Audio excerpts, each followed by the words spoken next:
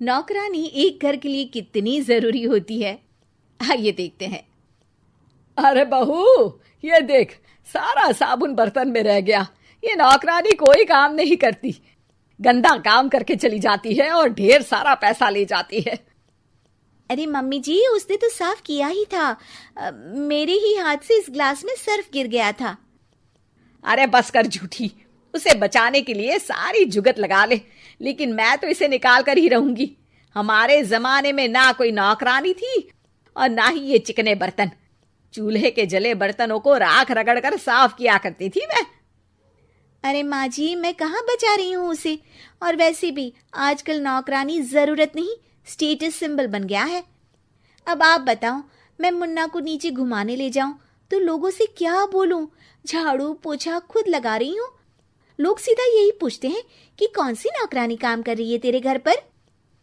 अरे बस कर, ये भी कोई बात होती है? मम्मी जी, आप नहीं समझेंगी। शाम को नौकरानी घर आकर काम कर ही रही होती है कि सास को कहती है, माँ जी, एक बात बोलूं, बुरा न मानना। अरे वैसे तो मुझे तेरी शक्ल ही पसंद नहीं है, बात क्या खाक पसंद आएगी। अरे माँ जी, सुन तो लीजिए क्या कह रही है।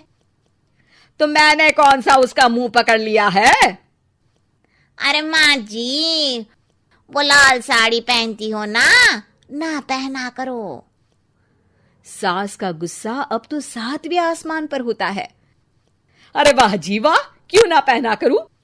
और तू होती कौन है ये बताने वाली कि मैं क्या पहनूं क्या ना पहनूं? अरे माँ जी, पूरी बात तो सुन लो, वो बोलना क्या चाह रही है। अरे बुरा न मानो आंटी जी।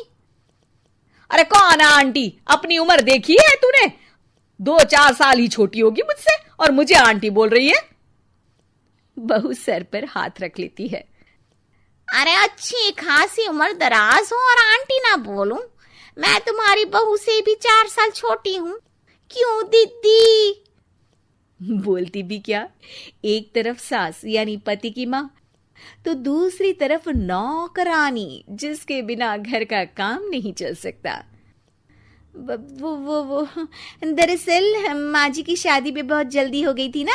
अच्छा ये झगड़ा छोड़ो, ये बताओ तुम माँ जी को लाल साड़ी पहनने से क्यों मना कर रही हो?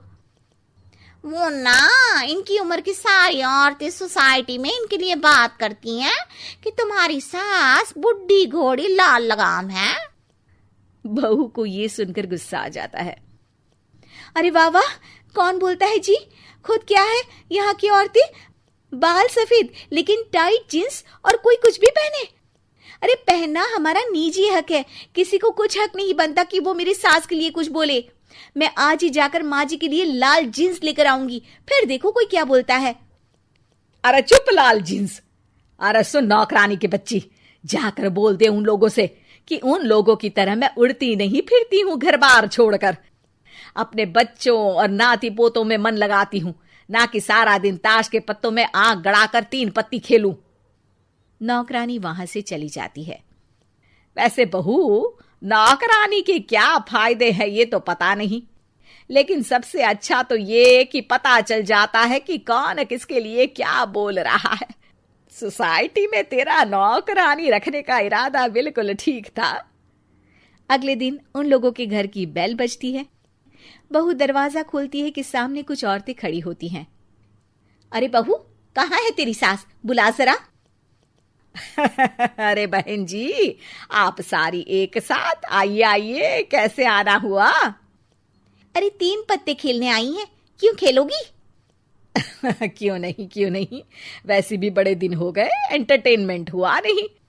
बहू जा जाकर पकोड़े तो बना ला। अरे बस करिए, आगे कुछ पीछे कुछ।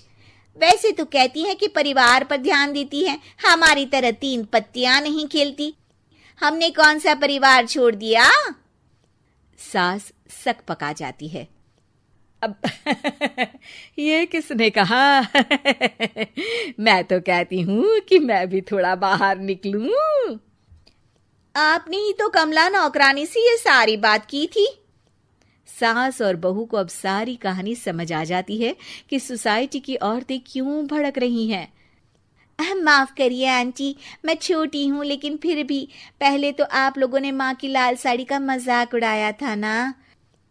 हाँ हाँ, उड़ाया था, लेकिन उससे पहले तो तुम लोगों ने हमारी जीन्स के बारे में बात की थी। अरे क्यों ना पहने हम जीन्स, तुम्हारे पैसों की थोड़ी ना है। सास और बहू सर पकड़कर बैठ जाती है। देखा बहू, ये खेल कर गई तेरी नौकरानी, यहाँ की बात वहां तो वहां की बात यहाँ। दोनों किसी तरह औरतों को समझा बुझाकर घर भेजती है और कसम खाती है कि नौकरानी को नौकरानी ही रहने देंगी।